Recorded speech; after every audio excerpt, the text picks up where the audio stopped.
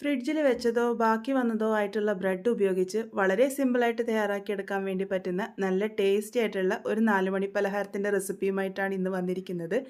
ഇതെങ്ങനെയാണ് ഉണ്ടാക്കുന്നത് നമുക്കൊന്ന് നോക്കിയിട്ട് വരാം. അതിനായിട്ട് ഞാനിവിടെ 5 സ്ലൈസ് ബ്രെഡാണ് ഉപയോഗിച്ചിരിക്കുന്നത്. ഇത് സാധാരണ മിൽക്ക് ബ്രെഡാണ് ഞാനിവിടെ എടുത്തിരിക്കുന്നത്. നിങ്ങൾക്ക് ഏത് ടൈപ്പ് ബ്രെഡ് വേണമെങ്കിലും ഉപയോഗിക്കാവുന്നതാണ്. നിങ്ങൾക്ക് ഫ്രിഡ്ജിൽ വെച്ച ബ്രെഡ് വേണമെങ്കിലും ഇതിനായിട്ട് ഉപയോഗിക്കാം. നല്ല ഫ്രഷ് ആയിട്ടുള്ള ബ്രെഡ് തന്നെ വേണമെന്ന് നിർബന്ധമില്ല. അത് ഇതുപോലെ ഒന്ന് കട്ട് ചെയ്തെടുക്കുകയാണ് ചെയ്യുന്നത്. ഞാനിവിടെ നടുവേ ഒന്ന് കട്ട് ചെയ്തതിന് ശേഷം അത് 3 പീസസ് ആയിട്ടും കൂടെ കട്ട് ചെയ്തിട്ടുണ്ട്. അപ്പോൾ ഒരു ബ്രെഡ് പീസിനെ ഞാനിവിടെ 6 ആയിട്ടാണ് കട്ട് ചെയ്തിരിക്കുന്നത്. ഈ ഒരു രീതിക്ക് ഒരല്പം വലുതായ രീതിക്ക് കട്ട് ചെയ്യുന്നതായിരിക്കും നല്ലത്. അല്ലാന്നുണ്ടെങ്കിൽ ഒരുപാട് പൊടിഞ്ഞു പോകാനുള്ള സാധ്യതയുണ്ട്. ഈ ഒരു രീതിക്ക് തന്നെ ബാക്കിയുള്ളതൊക്കെ കട്ട് ചെയ്തെടുക്കാം. എടുത്തു വെച്ചിരുന്ന 5 ബ്രെഡ് സ്ലൈസും ഞാനിവിടെ കട്ട് ചെയ്തെടുത്തിട്ടുണ്ട്. ഇനി ഇതൊന്ന് സോട്ട് ചെയ്തെടുക്കാനാണ് പോകുന്നത്. അതിന് വേണ്ടിയിട്ട് ഒരു പാനിലേക്ക് ഒരല്പം ബട്ടറാണ് ഇട്ട് കൊടുക്കുന്നത്.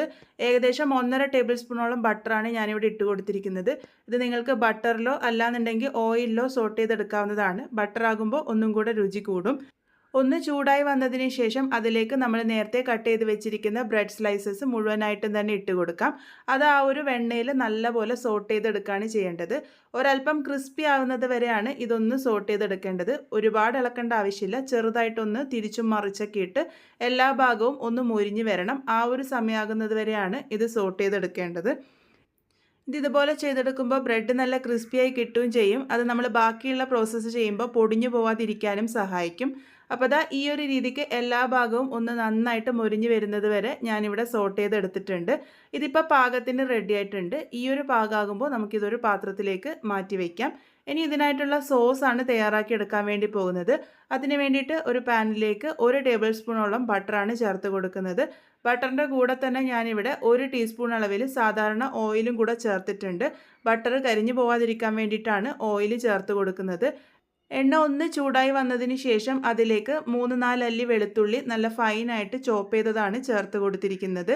ഇതിൻ്റെ കൂടെ തന്നെ ഒരു ചെറിയ കഷ്ണം ഇഞ്ചി ചെറുതായിട്ട് അരിഞ്ഞതും കൂടെ ചേർത്ത് കൊടുക്കാം. ഇതെല്ലാം കൂടെ നന്നായിട്ടൊന്ന് സോട്ട് ചെയ്യാം. ആ ഒരു വെളുത്തുള്ളിയുടെയും ഇഞ്ചിയുടെയൊക്കെ പച്ചമണം ഒന്ന് മാറി വരട്ടെ. ഇത് ചെറുതായിട്ടൊന്ന് സോട്ട് ചെയ്തെടുത്തതിന് ശേഷം ഇതിലേക്ക് 2 പച്ചമുളക് ചെറുതായിട്ട് അരിഞ്ഞതും കൂടെ ചേർത്ത് കൊടുത്തിട്ടുണ്ട്.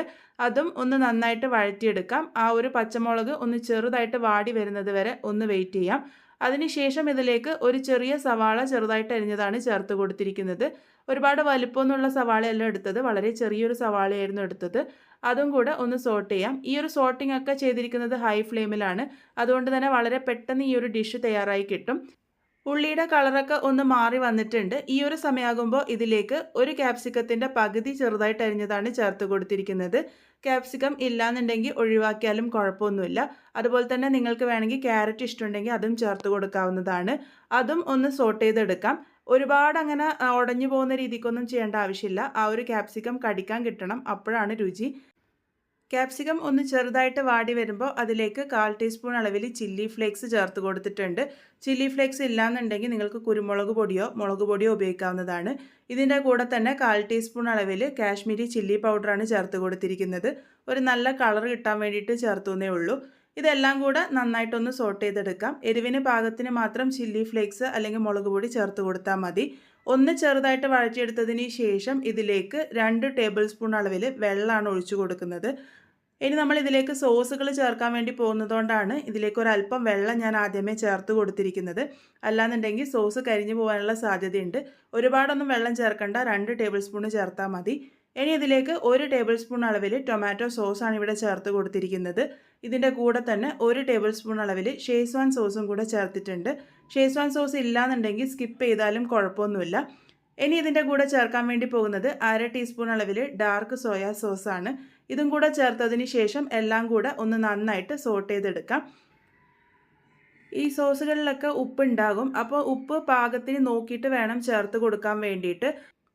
ഞാനിപ്പോൾ ഇവിടെ 1/4 ടീസ്പൂൺ അളവിൽ ഉപ്പ് മാത്രമേ ചേർത്തിട്ടുള്ളൂ. ഒന്ന് മിക്സ് ചെയ്തെടുത്തതിന് ശേഷം സോസിൻ്റെ രുചി നോക്കിയിട്ട് ഉപ്പ് കുറവാണെന്നുണ്ടെങ്കിൽ മാത്രം ചേർത്ത് കൊടുത്താൽ മതി. ഇപ്പോൾ നമ്മളുടെ സോസ് പാകത്തിന് റെഡി ആയിട്ടുണ്ട്. ഈ ഒരു സോസിലേക്ക് നേരത്തെ തയ്യാറാക്കി വെച്ചിരിക്കുന്ന ബ്രെഡാണ് ചേർത്ത് കൊടുക്കാൻ വേണ്ടി പോകുന്നത്. ബ്രെഡും കൂടെ ഇട്ട് കൊടുത്തതിന് ശേഷം ഒന്ന് നന്നായിട്ട് സോട്ട് ചെയ്തെടുക്കാം. ആ ഒരു സോസ് നമ്മളുടെ ബ്രെഡുമായിട്ട് നന്നായിട്ട് യോജിച്ച് വരണം. എല്ലാ ഭാഗത്തും നന്നായിട്ട് ഒന്ന് കവർ ചെയ്ത് വരുന്ന രീതിക്ക് ഒന്ന് നല്ല പോലെ തന്നെ സോട്ട് ചെയ്തെടുക്കാം. ബ്രെഡ് നേരത്തെ ബട്ടറിൽ നല്ലപോലെ സോട്ട് ചെയ്തത് കൊണ്ട് തന്നെ ഈ ഒരു സോട്ടിങ്ങിൽ ബ്രെഡ് ഒരുപാട് പൊടിഞ്ഞൊന്നും പോവില്ല. അതുപോലെ തന്നെ ബ്രെഡ് വളരെ സോഫ്റ്റ് ആയിട്ട് മാറുകയില്ല. ആ ഒരു ചെറിയൊരു ക്രഞ്ചിനെസ് എന്തായാലും ഉണ്ടാകും. അപ്പോൾ ആ ഒരു സോസിൽ നല്ലപോലെ മിക്സായി വരുന്ന രീതിക്ക് ഒന്ന് സോട്ട് ചെയ്തെടുത്തിട്ടുണ്ട്.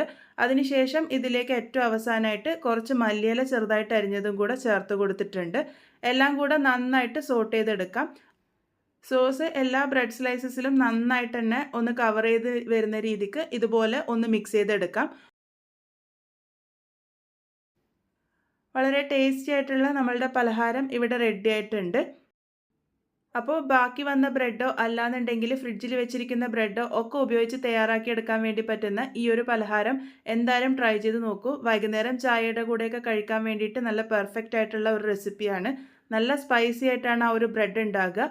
എല്ലാവരും എന്തായാലും ട്രൈ ചെയ്ത് നോക്കൂ. ട്രൈ ചെയ്തതിന് ശേഷം ഫീഡ്ബാക്സ് ഒക്കെ പറയാൻ വേണ്ടി മറക്കരുത്. വീണ്ടും ഒരു നല്ല റെസിപ്പിയുമായി കാണാം.